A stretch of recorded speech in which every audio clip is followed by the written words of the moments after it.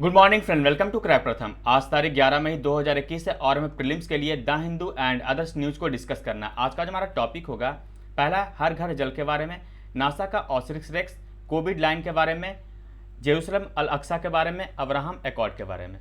हर घर जल, ये जो एक मिशन है भारत सरकार का, जल जीवन मिशन, इसे शुरू किया गया था मिनिस्ट्री ऑफ जल शक्ति के द्वारा। इसके तहत वर्ष 2024 तक प्रत्येक ग्रामीण घरों को पाइपलाइन के माध्यम से नल का जो जल पहुंचाना था। तो इसी में पुडुचेरी जो है वो चौथा ऐसा केंद्र शासित या राज्य बन गया है जो इस लक्ष्य को प्राप्त कर लिया, यानी कि 100% इसने अपने टारगेट को पूरा कर लिया है। अपने प्रत्येक जो ग्रामीण लोग हैं उनको इसने जल के नल के माध्यम से जल पहुंचाया है। पहला कौन सा राज्य है? पहला है गोवा, दूसरा तेलंगाना और तीसरा एक केंद्र शासित प्रदेश है अंडमान निकोबार द्वीप। इसमें लिस्ट दिया गया है जो 5 राज्य के जो सीएम बनाए गए थे उनके बारे में, आप यहाँ पे देख सकते हैं। नेक्स्ट है नासा का ऑसिरिस रेक्स के बारे में। हमारा जो पृथ्वी है वो चारों तरफ से एस्ट्रॉयड से घिरा हुआ है ना। तो इनमें एस्ट्रॉयड में कई सारी जानकारियाँ ऐसी हैं जो हमारे पृथ्वी के उत्पन्न होने के रहस्य को बतला सकती है।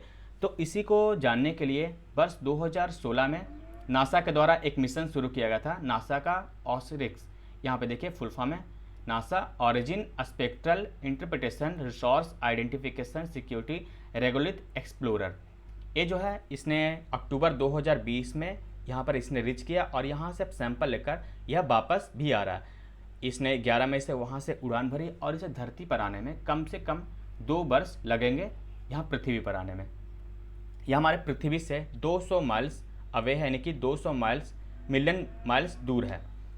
इसके आकार को आप देखेंगे तो बेनू का आप देख सकते हैं, ये एफिल टावर और एम्पायर स्टेट से कई गुना ज़्यादा बड़ा है, आप देख सकते हैं। नेक्स्ट है कोविड लाइन के बारे में।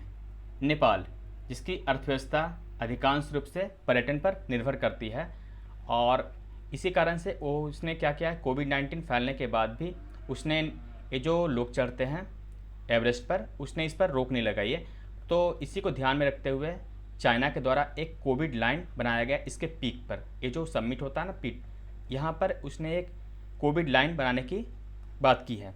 इसके तहत होगा क्या कि ये जो लाइन अगर बनाता है तो यहाँ से ये जो नेपाल है, मान लीजिए एवरेस्ट है, तो इस पर जो चढ़ाई होती है दोनों तरफ से, नेपाल और तिब्बत।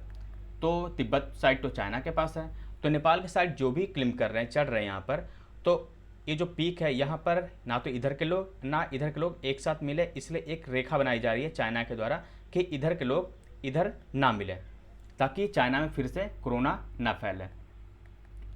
तो आप समझ गए ये चाइना क्यों बनाना चाह रहा है कोविड लाइन एवरेस्ट पे। चलिए जानते हैं एवरेस्ट के बारे में। एवरेस्ट की जो लंबाई अब बढ़ा दी गई है चाइना और नेपाल के द्वारा 8,848.86 मीटर।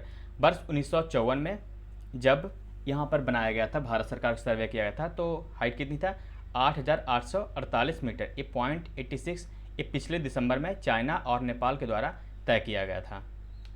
नेक्स्ट है जेरूसलम अल अक्सा के बारे में। ये जो कल है यहाँ पर काफ़ी दंगे भड़क गए थे। दरअसल इसकी शुरुआत पिछले हफ्ते ही हो गई थी। ये रोज़ जो रमज़ान का महीना चल रहा है उसका लास्ट फ्राइडे था। तो उस दिन क्या हुआ कि यहाँ पर कई सारे जो इस्लामिक लोग हैं वो यहाँ पर प्रेयर के लिए आए थे, लेकिन उन्हें इजराइल के सेना द्वारा रोक दिया गया। लेकिन इस मंडे को क्या किया गया था कि वर्ष 1967 में जब अरब इजरायली वॉर हुए थे तो उसमें इजराइल की जीत हुई थी। तो 10 मई को क्या होता है कि इजराइल प्रतिवर्ष इसका वर्षी मनाता है कि हमने यह जीत तय की थी। तो जब ये जो इस्लाम लोग हैं इन्होंने बोला कि आपने हमें जब नहीं मनाने तो आप क्यों ये रैली निकाल रहे हैं, है ना। तो इन्हीं सब कारणों के कारण यहाँ पर दंगे भड़क गए यहाँ जेरूसलम में। आप यहाँ पर चलिए देखते हैं जेरूसलम को। उससे पहले चलिए इजराइल और फ़िलिस्तीन के इतिहास को देखते हैं। यहाँ पे आप देख सकते हैं ये ग्रीन वाली जो है और ये वाइट वाली। तो ये ग्रीन वाली जो पहले यहाँ पे कौन थे, इस्लामिक यानी फ़िलिस्तीन के लोग थे, और ये वाइट वाला जो आप देख रहे हैं ये कौन थे, इजरायली थे। ये था जब 1945 में वर्ल्ड वॉर ख़त्म हुआ था तब। लेकिन उसके बाद आप इस मैप को ध्यान से देखते जाइए किस प्रकार से ग्रीन वाले जो हैं ये ख़त्म हो गए और वाइट वाले बढ़ते चले गए। आप यहाँ देखिए ये जो वाइट वाले हैं ये इजरायली यानी कि ज्यूज लोग हैं और ये इस्लामिक लोग हैं। और अब आप देख सकते हैं ये जो करंट मैप है इस प्रकार से है। अब ये जो फ़िलिस्तीन के लोग ये गाज़ा स्ट्रिप यानी गाज़ा पट्टी के पास और यहाँ पर ये वेस्टर्न बैंक के पास बस ये रह चुके हैं, ये वाली बस इतने में सिमट गए हैं। और ये जो यहीं पर है जेरूसलम, जिसे फ़िलिस्तीन और इज़राइल दोनों के लोग पवित्र मानते हैं। वैसे भी ये इस्लाम में तीसरा ऐसा स्थल है मक्का और मदीना के बाद जो कि इस्लाम में पवित्र माना जाता है, जेरूसलम।